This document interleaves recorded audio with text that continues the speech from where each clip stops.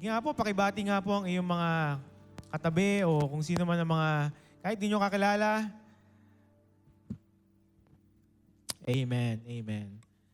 Sige po, pwede naman po tayo maupo. Diba? Salamat po for being here sa ating 3 p.m. service. Yan, di ba? Talagang parang dumadami ang ating 3 p.m. Di ba? Kasi coming from the Saturday service that we had, and then ngayon, balik na tayo. And it's good. You know, I mean, baka yung iba sa inyo, usually umaga kayo nag-attend, pero na-discover nyo na, okay pala ng hapon din. Di ba? And, you know, God is here in our midst. Amen? Amen? Ngayong hapon pong ito, ipagpapatuloy ko lang, actually, sinimulan to ni Pastor Edwin 2 weeks ago, in our English services. At ang ating pong tema, ang pinag-uusapan po kasi natin, paano makipaglaban ang isang Kristiyano? Diba? Paano makipaglaban saan tayo lumalaban bilang isang Kristiyano?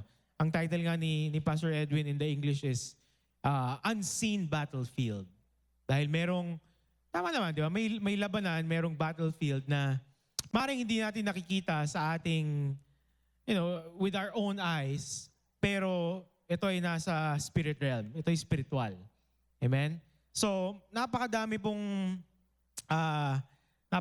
facet nito, napakadaming angulo, kaya patuloy tayong magninilay-nilay dito sa topic po na ito. Di po ba? So last week, yan, medyo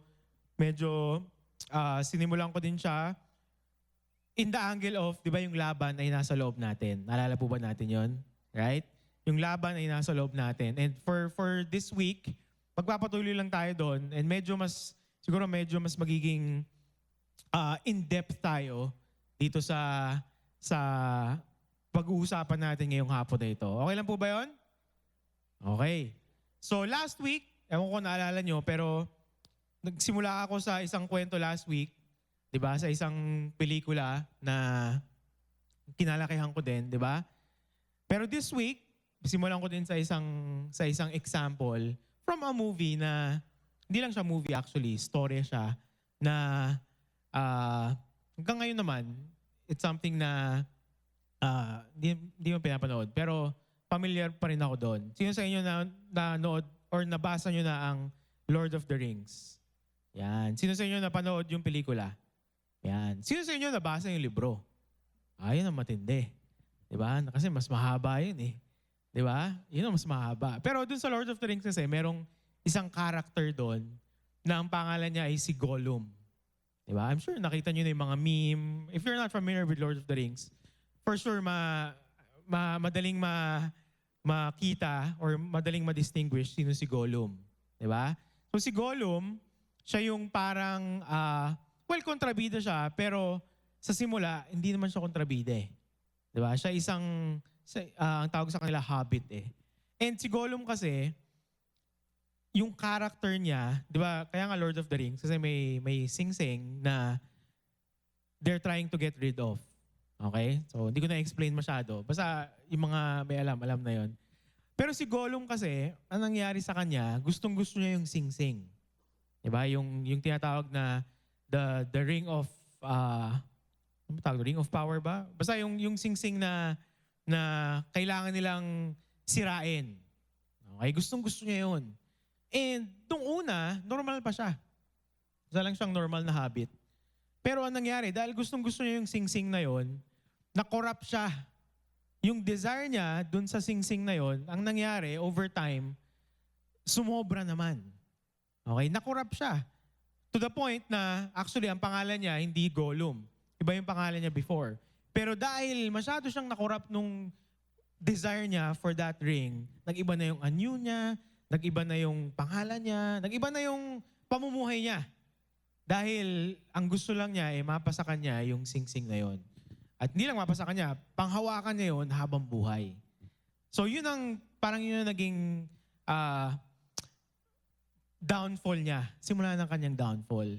Pero it started with a simple desire. It started with something na, di ba, parang it's very simple. Parang wala lang, di ba? it's just a desire, pero ang nangyari, it grew and it grew and it grew. And he came to a place na kung sino siya mismo, nabago na dun sa sa journey niya. Okay? So,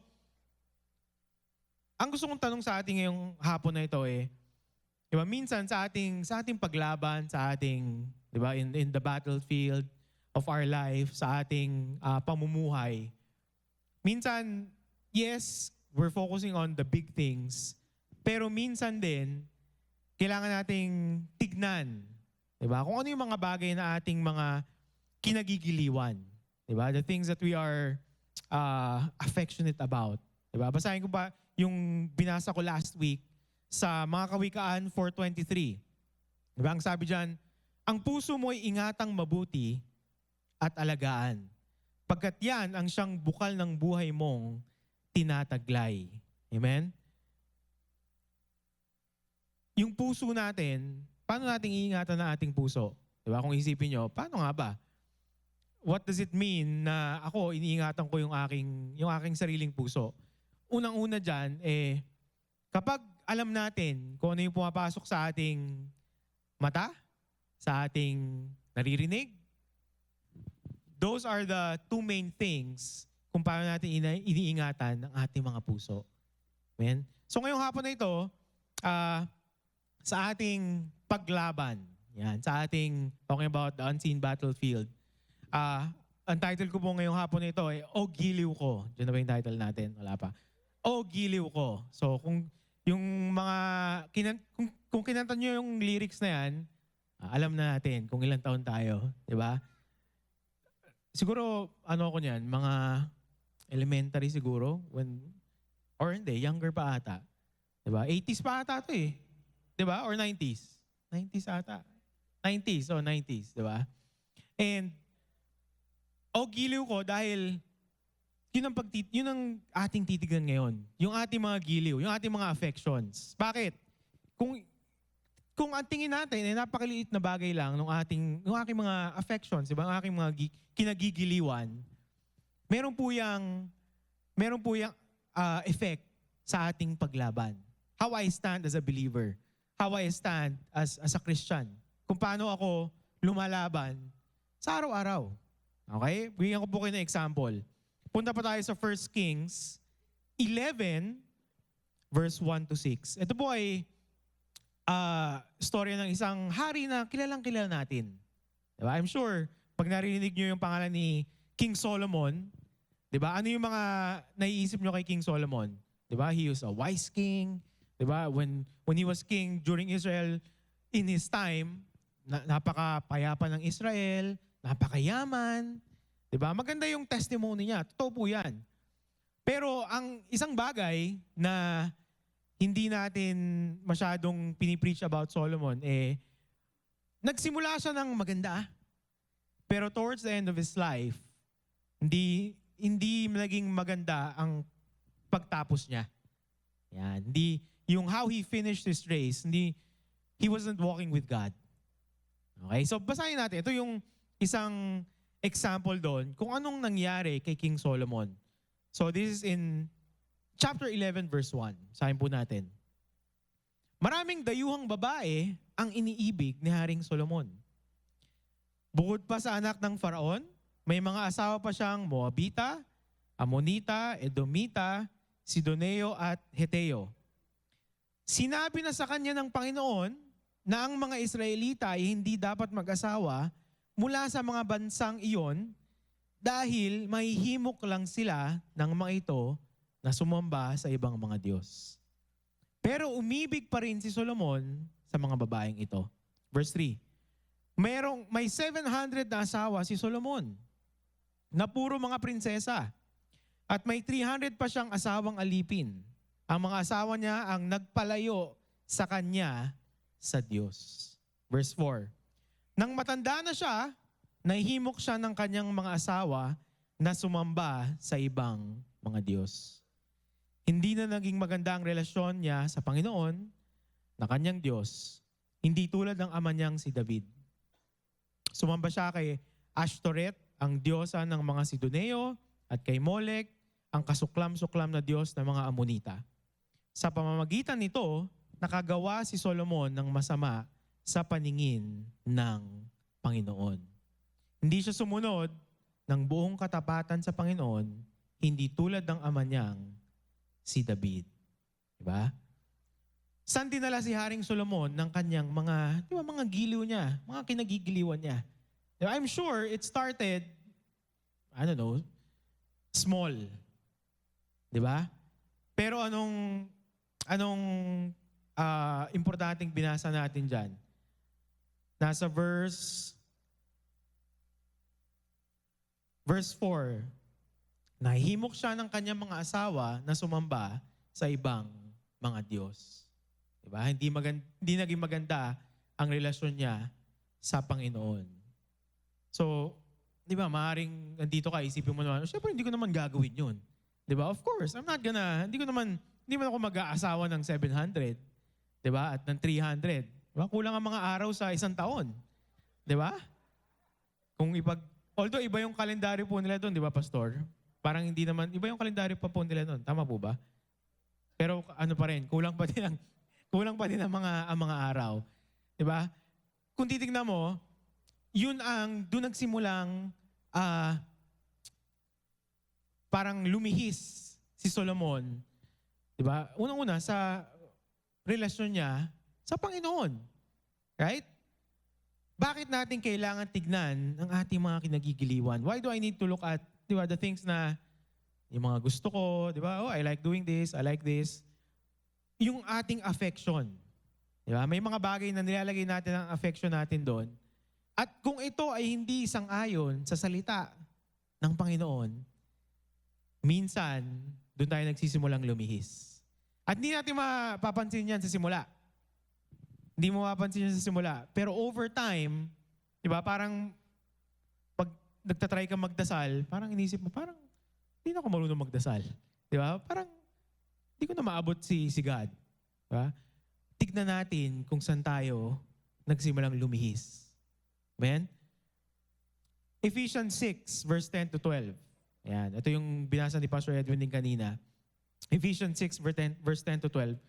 Sa kahuli-hulihan, patuloy kayong magpalakas sa Panginoon at sa kapangyarihan ng kanyang lakas. Isuot ninyo ang buong kasuotang pandigma ng Diyos upang kayo'y makatagal laban sa mga pakana ng Diablo. Sapagkat ang ating pakikipaglaban ay hindi laban sa laman at dugo, kundi laban sa mga pinuno, laban sa mga may kapangyarihan, laban sa mga kapangyarihang di nakikita na naghahari sa sanlibutan sa kadilimang ito, laban sa hukbong espiritual ng kasamaan sa kalangitan. Dalawang bagay lang po na gusto kong i-share sa atin kung bakit kailangan nating tignan, ano mga ba yung mga aking mga kinagigiliwan? Okay? Dalawang bagay lang. Unang-una, kailangan nating tumagal sa laban. Okay? Ang ating pong buhay Kristiyano hindi one time, big time. Hindi dahil, tinanggap ko si Jesus this year or kung kailanman. Okay? Okay na, tinanggap ko na si Jesus. Di ba? Alam ko na pupunta ako sa langit. Di ba? Salamat sa Panginoon. Tama po yan, pero hindi naman tinanggap ko si Jesus ngayon. Andun na ako sa langit kinabukasan. Diba? Hindi po. Tayo ay namumuhay pa rin dito sa mundo. At kung ako'y mamumuhay sa mundo, kailangan kong tumagal sa laban. Diba? Hindi pwedeng, okay na ako, hintayin ko na lang na makapunta ako sa langit. Hindi po. Dahil may plano pa rin ng Panginoon dito sa lupa. Habang ako'y nandito, namumuhay, meron pa rin plano ng Panginoon. Diba? Meron pong kasabihan sa English na we won the battle but we lost the war. Diba? Ang ating mong buhay Kristiyano ay parang isang mahabang gyera na in between, merong mga battle. Right? Merong mga battle. Maaring, okay, nanalo ko ngayon. Diba? Okay, hindi ako nakipag-away sa asawa ko. Diba? Kahit medyo niremind niya ako na itapon yung basura, hindi ako sumagot. Diba? Ginawa ko na lang. Right? That might be a win for you. Okay, that's good. Pero hindi lang doon nagtatapos yun. Di ba? How many of you know, it's still, hindi pwedeng, okay na, hindi ako sumagot ngayon, pero bukas, pag ginawa niya sa akin ulit yun, baka sumagot na ako. Hindi po ganun. Right? This is a long, for the long term. Okay? Hindi pwede na tumitingin tayo na ngayon lang. Marami po tayong dapat mapanalunan. Amen? Ang layunin natin ay tumagal. Sabihin mo nga, tumagal. In English, hindi lang tumagal, pero to be consistent. Right? Di po ba na napakaganda na kung titignan mo ang buhay mo, kasi malapit na magpasko. Right? So, pag Pasko at magbabagong taon, dyan tayo nagre-reflect eh. Diba? Nasaan ako nito last year? Diba? Masasabi ba natin na ako ay nasa mas magandang lugar this year than I was last year? Right? Meron ba mga bagay na hindi ko na, I'm not struggling with anymore. Diba? Na I was struggling with last year. Right? Kailangan po nating tumagal. Ano po ang susi doon? Diba yung binasa natin? Isuot nyo ang buong kasuotang pandigma ng Diyos upang kayo'y makatagal laban sa mga pakana ng Diablo. Kung gusto kong magtagal, alam ko dapat kung sino ang aking kalaban. Diba? Hindi ko kalaban ng tao. Hindi po natin kalaban ang mga tao. Kahit, diba, lalo na ngayong panahon na ito, di ba, bilang mga Pilipino, ang dami yata nirinig na pangalan. Di po ba? Na, yan, kurap yan si ganito. Ito, kurap yan si ganyan.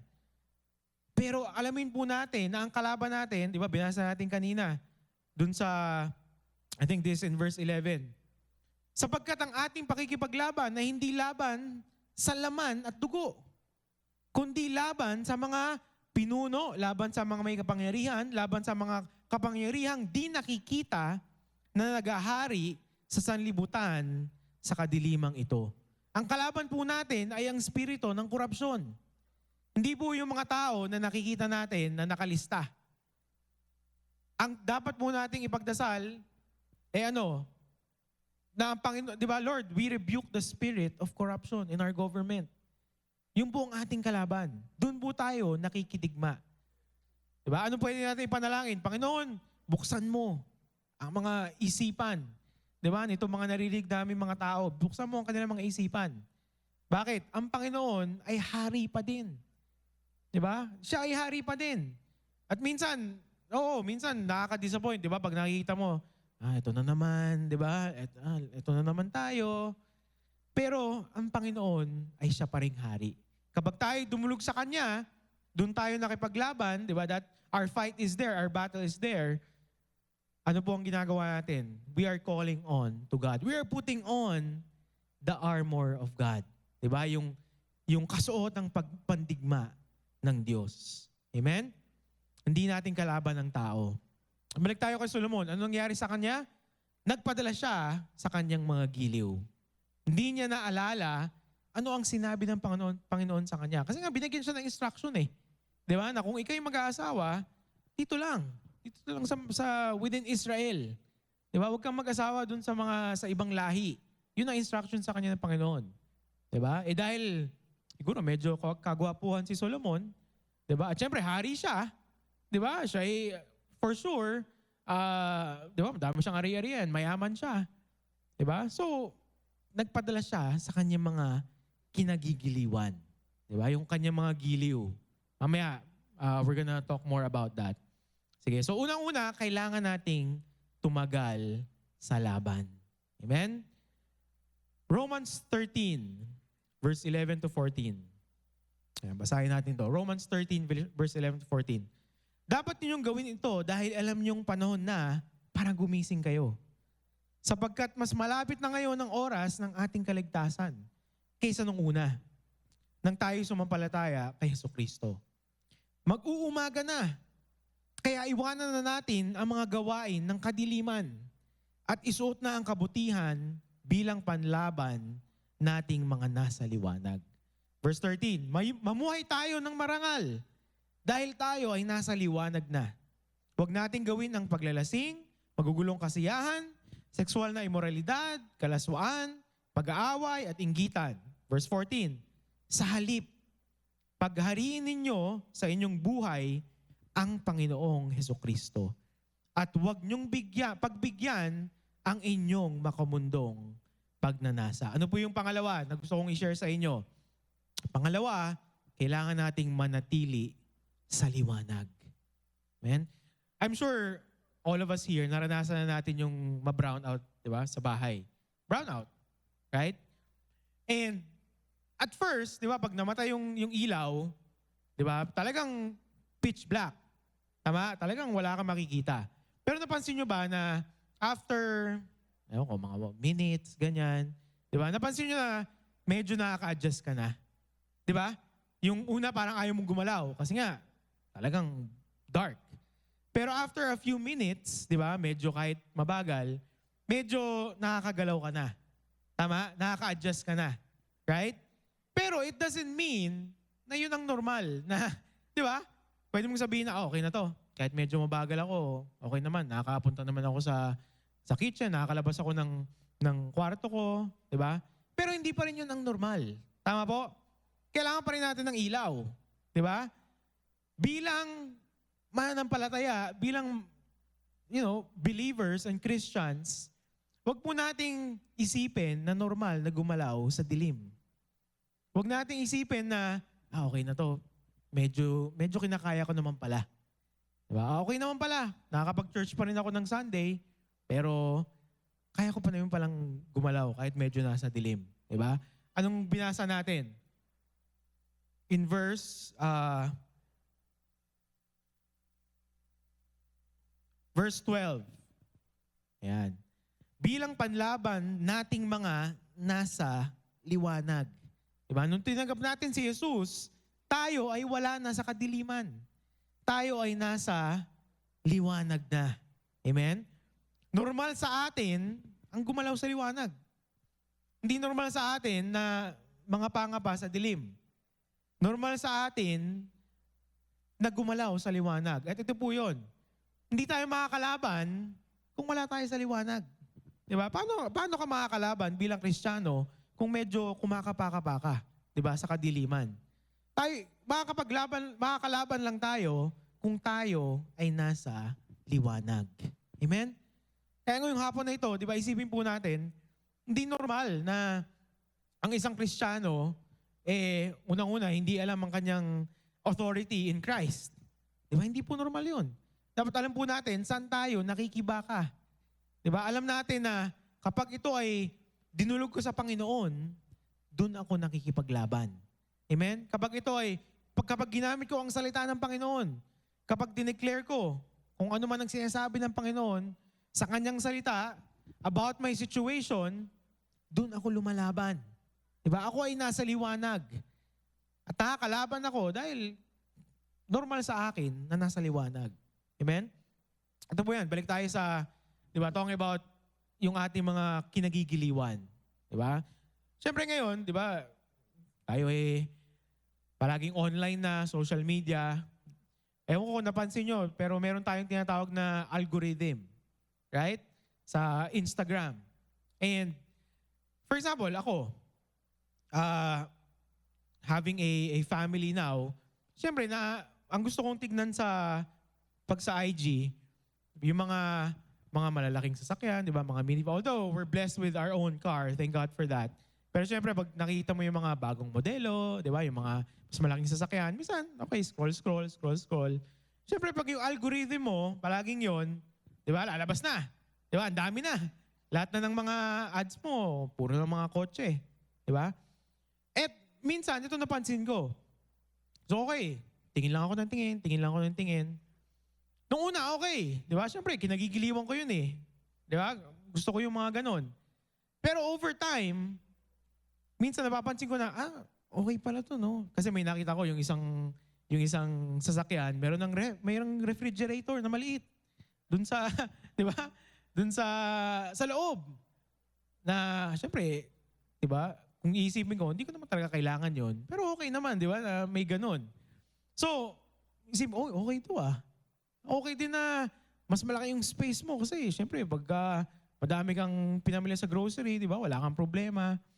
And over time, kapag gano'n ang gano'n, ano nangyayari? Minsan nakukumpara ko na. Pag nakumpara ko na, ano nangyayari? Hindi na ako nagiging grateful dun sa kung anong binili sa akin ng Panginoon. Bakit? Kasi nakumpara ko na. Di ba? Na, sana pala ganito na lang. Di ba? Ay, dapat siguro parang mas okay yung ganito. Di ba? Dapat ganito na lang pala. Ano nangyari? Nawala na yung aking gratefulness. Di ba? Hindi na ako makapag-thank you, Lord, kung ano man ang binless niya na sa akin. Di ba? Bakit? Kasi tinitignan ko na yung what's better, what's next. Right? At nagsimula po yan, di ba? Something that is not sin. Hindi naman kasalanan na tumingin sa mga kotse. Di ba? Hindi naman kasalanan yun. Kasi syempre gusto kong makita kung ano yung mga latest and all of that.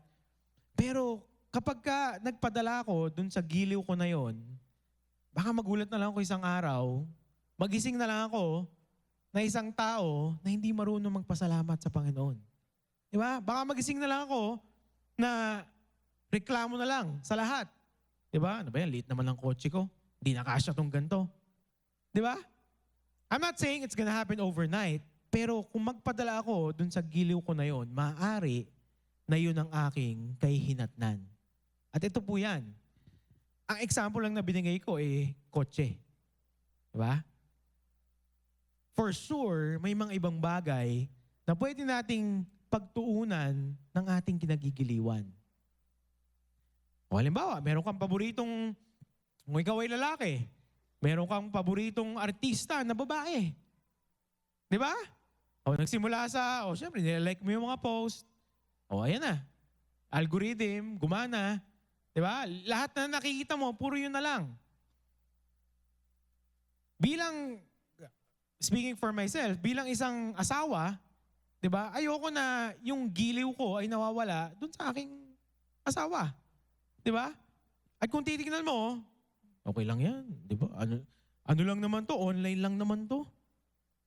Diba? Wala namang Instagram lang naman to eh. Pero ano nangyayari? Yung aking kinagigiliwan, pag hindi ko na check, maaaring dalhin ako sa isang lugar na baka magulat na lang ako, di ba? Ang layo ko na. Di ba? Kagaya nangyari kay Haring Solomon. Di ba? Dumating siya sa lugar na anong sabi? Ang layo niya sa Panginoon. Hindi na niya ginagawa kung ano yung layunin ng Panginoon sa kanya. Yun ang ayaw natin mangyari. Di po ba? Kaya kung dumating sa isang lugar na, isipin nyo, di ba? Yun ang description na binigay kay Solomon. At ito towards the end of his life. Ito matapos ng kanyang glory days. Di ba? Ginamit siya ng Panginoon sa napakaraming paraan. Pero towards the end of his life, anong sabi? Siya ay tumalikod sa Panginoon. Malayo na siya. At nagsimula lang yon sa kanyang mga kinagigiliwan. Amen? Tayo ay manatili sa liwanag. Right? Tayo manatili sa liwanag. Kung meron makakapagdala sa akin sa kadiliman, alam ko na hindi yon kasalanan. Bakit? Dahil tinanggap natin si Jesus, ang kasalanan ay hindi na issue. Right? Hindi na issue ang kasalanan. Bakit? Jesus died for our sins. Kaya nga tayo nakakaharap sa Panginoon eh. Dahil wala nang kasalanan. Pero, kung tayo ay hindi natin naalagaan ang ating puso, hindi natin naalagaan ang ating pamumuhay, anong mangyari? Pwedeng mag-creep in. Yan. Pwedeng magsimula sa mga inosenteng kinagigiliwan.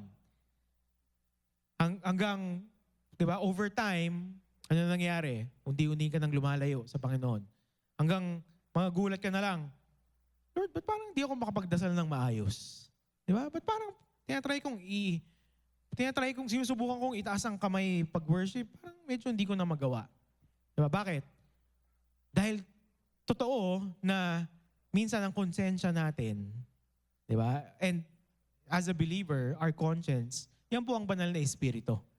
Di ba? Ang banal na espiritu, di ba, hindi ka papabayaan na mapariwara. Hindi ka papabayaan na mapariwara. Kaya habang maliit pa lang, di ba? Naalala niyo last week, di ba, binanggit ko yung example ng yung mga maliliit na sora, 'di ba? The little foxes, right? Na anong ginagawa nila? Ang kinakain nila yung ugat, 'di ba? Yung baba ng vine. At mas delikado 'yon. Bakit? Kasi pinapatay niya yung buhay. Hindi lang kinukuha yung prutas, pero pinapatay niya yung buhay ng vine. Ano ang ating mga kinagigiliwan? Punta tayo sa 1 John chapter 3, verse 21 to 22. Ito yung sinasabi ko kanina. Sabi dyan, mga minamahal, kung hindi tayo inuusig ng ating konsensya, panatag tayong makakalapit sa Diyos. At matatanggap natin ang anumang hinihiling natin sa Kanya. Dahil sumusunod tayo sa Kanyang mga utos at ginagawa ang naaayon sa Kanyang kalooban. Diba? Dadating ang panahon, kung hindi ako magiging wise sa aking mga kinagigiliwan, maaaring dumating ang panahon na uusigin ako ng aking konsensya. Diba? Ang konsensya ko, hindi ako papatulugin. Bakit? Kasi minsan, akala ko harmless, pero yung pala, ang layo ko na, nilalayo na pala ako sa Panginoon. Diba? Bakit? Nagsisimula sa aking kinagigiliwan. Kung hindi ko ilalagay ang aking giliw sa Panginoon, kung hindi ko hahanapin ang aking giliw sa Panginoon, now, I'm not saying na huwag tayo mag-enjoy ng ibang bagay. Oo naman, di ba? We can still have hobbies, you can still watch movies and all of that. Pero alamin natin kung sino ang nasa taas. Alamin natin kung ito bang aking kinagigiliwan na ito, pag sinabi ba ng Panginoon na pakawalan mo yan, kaya ko bang pakawalan? O sabihin ko ba, teka lang, Lord, sisave ko muna. Diba? Baka mawala eh. Teka lang, Lord, 1 linggo. Diba? 1 week muna, 1 week. Bakit? Maaring yung kinagigiliwan mo na yon, mas malaki na yung hawak pala sa'yo kaysa sa hawak ng Panginoon sa iyong puso. Hindi tayo makakalaban bilang Kristiyano kung ang ating puso ay nasa ibang bagay na pala. Wala na sa Panginoon. Amen? Sabi sa Psalms 37 verse 4, kay Yahweh mo hanapin ang kaligayahan. At ang pangarap mo'y iyong makakamtan. Hanapin natin kay Jesus, hanapin natin sa Panginoon ang ating kaligayahan. Diba? Ang ating giliw. Diba? Sabi nga last week, mag-alak tayo sa Panginoon. Diba? Rejoice in the Lord. And again, I say, rejoice. Hanapin natin sa Panginoon ang ating kaligayahan. At ano ang pangako dyan? Ang pangarap mo'y iyong makakamtan. Ang buhay Kristiyano natin ay isang mahabang laban, kagaya ng sabi ko kanina. Pero habang wala tayo sa langit, kailangan nating magpakatatag sa Kanya. Sabi po sa Kawikaan 4:18, ito yung napakagandang verse. Ngunit ang daan ng matuwid, parang bukang liwayway.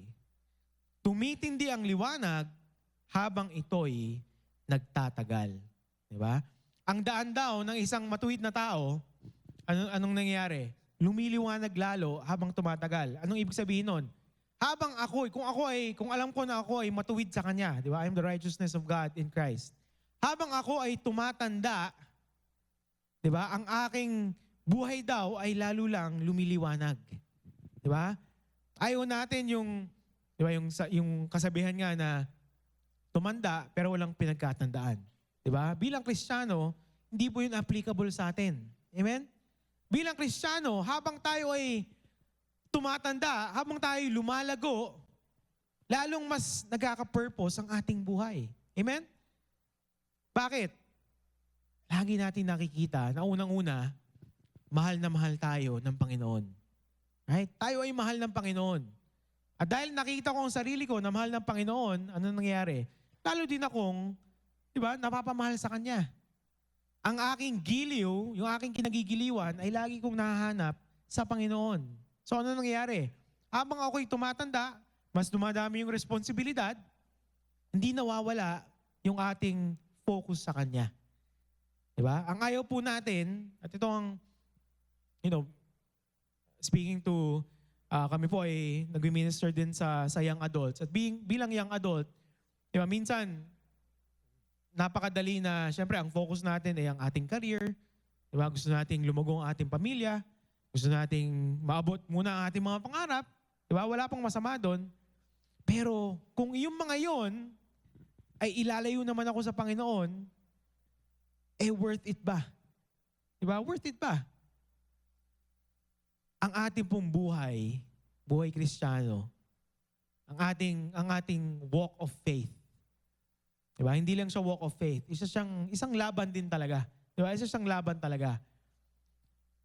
Tayo ay magpakatatag. Tayo ay wag nating let's not lose our focus sa Kanya. Amen? At habang tayo ay diba, hindi nawawala ang ating focus sa Kanya, then lahat ng ating ginagawa ay sumasang-ayon papunta sa Panginoon. Amen? Ayaw ko pong isipin natin na, di ba, pagkatapos itong message na ito ano ba yan, KJ naman pala maging Kristiyano. Di ba? Hindi na pala pwedeng, di ba, mag-Instagram, hindi na pala pwedeng manood ng movies or whatever. Hindi po. Hindi po yun ang ating sinasabi ngayong hapon na ito. Ang sinasabi lang po natin, kung ano man ang ating kinagigiliwan, kung ano man ang ating ine-enjoy, kung ano man ang ating mga ginagawa sa araw-araw, ito ba ay sumasang-ayon papunta sa Panginoon? Diba? Ito ba ay sumasang-ayon sa aking relasyon sa Kanya? Ito ba ay sumasang-ayon sa aking pananampalataya sa Diyos? Bakit? Dahil meron pong mundo na tinitignan, hindi lang ating sinasabi, pero pinapanood ang ating ginagawa. Ang ayaw natin mangyari naririnig sa atin na, alam mo, doon ako sa New Life. Diyan ako nagsisimba. Christian ako, Christian. Pero pagdating ng pasukan araw-araw, palagi akong late. Diba? Ako yung nagsasabi, hindi ka na, uwi na tayo. Diba? Hindi, huwag mo nang sundin yan. Ano nangyari? Naririnig sa akin na ako'y isang Kristiyano, pero hindi naman nakikita sa aking pamumuhay. Doon po nagsisimula din. Yun ay parte ng ating pakikipaglaban. Diba? Ang pakikipaglaban natin, alam niyo po, hindi lang naman nangyayari yun dito sa simbahan every Sunday. Ang ating pakikipaglaban, ang ating battlefield, mas nakikita sa pang-araw-araw. Pag tayo nasa labas, yun ang battlefield.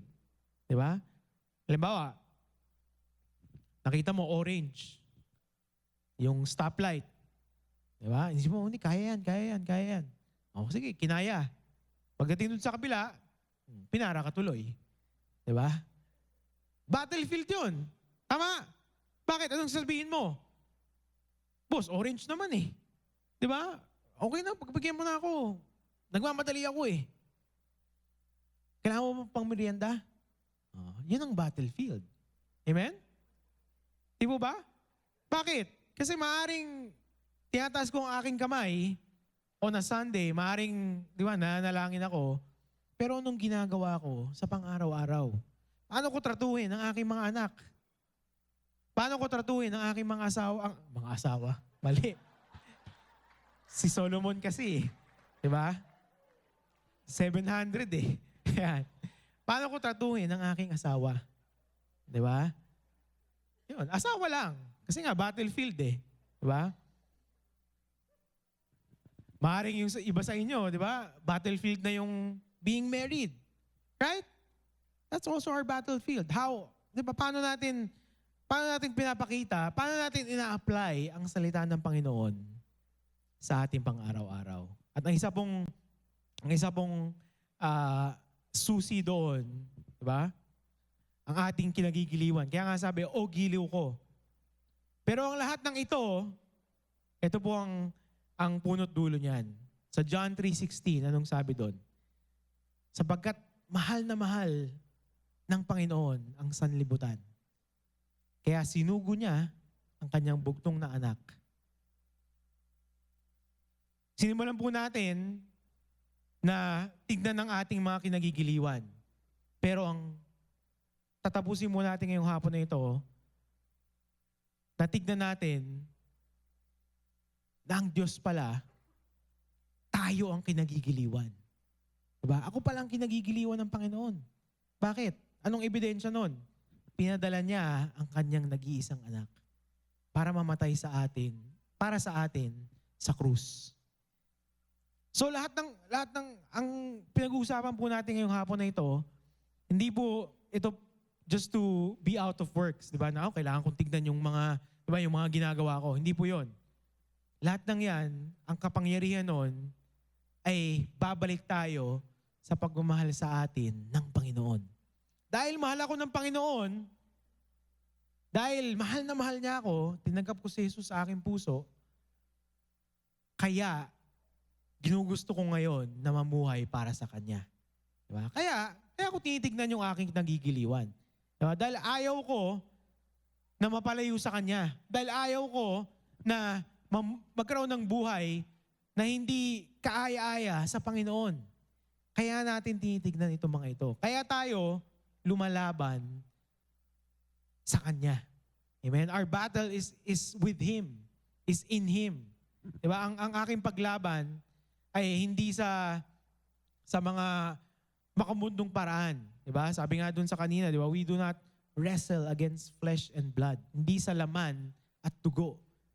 Alam natin kung sino ang ating kalaban. Pero, alam din natin kung sino ang ating kakampi. Tayo ay nasa Panginoon.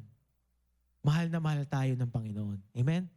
Kaya yung hapon na ito, as we're gonna close, at nanalangin na si Pastor Cyrus kanina, di ba, in worship. Pero we wanna encourage you, kung kayo po ay first time yung pinanalangin na tanggapin si Jesus sa inyong puso, we wanna get to know you. Meron po tayong Next Steps Lounge sa labas. At kung iyon ay first time yung sambitin, na tinatanggap ko si Jesus sa aking puso, meron po kaming regalo sa inyo. Okay? Gusto po namin maki-journey with you. Amen? We are not in this alone. At ngayong hapon na ito, pinag-usapan po natin ang ating mga kinagigiliwan, di ba? Ang ating mga pagsunod sa Kanya, ang ating our life, di ba? Our lifestyle with Him. And as everyone's, anyayahan ko po kayong pumikit. Let's bow our heads and close our eyes. And I just want to pray. Gusto pong ipanalangin ang lahat na nandito ngayon. Dahil kung tayo po yung magiging honest sa sarili natin, ito po ay isang constant reminder. Bakit? Wala pong makakapagsabi, kahit ang mga pastor po sa unahan, wala pong makakapagsabi na sa araw-araw, perpekto na ang aming paglakad. Okay lang. Perpekto na ang aking pagsunod sa Kanya. Wala pong ganun. All of us are still a work in progress. Lahat po tayo kailangang ma-remind na, ang salita niya, doon ako babalik. Di ba? I'm always gonna go back to God. Manalangin ako sa Kanya. Pero ngayong hapon na ito, meron pong dasal na sinambit si Haring David. Ang sabi niya, create in me a clean heart, O God, and renew a right spirit within me. Alam po natin na sa pang-araw-araw, may mga bagay na maaaring meron tayong mga kinagigiliwan na minsan hindi sang-ayon sa Panginoon. Minsan, if we're gonna be honest, minsan nilalayo tayo sa Panginoon. And it might be something small, pero minsan, lumaki na siya ng lumaki. At maaaring nasa lugar tayo ngayon na ang layo na natin sa Panginoon. Oo, nasa simbahan tayo, pero if we're gonna be honest with ourselves, parang ang layo na ng loob ko sa Panginoon. Yun po ang ating panalangin ngayong hapon na ito. Na ang Panginoon mismo, siya ang gagawa ng bagong, a fresh desire in our heart. Na unang-una, to be in relationship with Him. Diba? Tinatanggap natin si Jesus one time, pero pinipili nating sumunod sa Kanya sa araw-araw. Sa araw-araw. Panginoon, salamat po sa oras na ito. Salamat, Panginoon, sa iyong mga anak na nandito ngayong hapon na ito at narinig namin ang kwento, ang encouragement this afternoon na kung anong aming mga kinagigiliwan, ito ay dapat sumasang-ayon sa iyong plano. Kaya ngayong hapon na ito, Panginoon, kung meron man kaming if there are desires, kung meron mga things in our heart na alam namin, nilalayo na kami sa iyo. Alam namin na hindi galing sa inyo. Panginoon, ito ay binibigay namin sa iyo, Panginoon. Alam namin na hindi namin kailangan kung ano mang bagay na hindi sang-ayon sa plano mo, hindi sang-ayon sa kung sino kami, our identity in you. So, this afternoon, God, we surrender it. We surrender it to you. And I pray, Panginoon, na pagliwanagan mo ang aming mga puso, aming mga isipan, na palagi namin makita kung ano ang kaaya-aya sa iyo at kung ano man ang hindi. Dahil gusto namin, Panginoon, na maging Kristiyano na sumusunod sa iyo. We wanna fight battles with you, God. We don't wanna just sit on the sideline. But Lord, tulungan mo kami na maghari dito sa buhay na ito. Ayaw namin na maging tulak-tulakan lang sa pang-araw-araw, pero gusto namin na maghari. At alam namin, Panginoon, na yung mangyayari lang kung kami ay dudulog sa iyo, kung kami ay mananatili sa iyo, kung kami ay mananatili sa liwanag, kung nasan ka. Salamat, Panginoon, na ikaw ay nangungusap. Those who are here on site and even for those watching online. Salamat, Panginoon, na ikaw ay nandito, ikaw ay buhay, at mahal mo kami. Pinupuri ka namin, Panginoon, kaya salamatan ka namin sa pangalan ni Jesus. Amen. Amen. Amen and amen. Amen.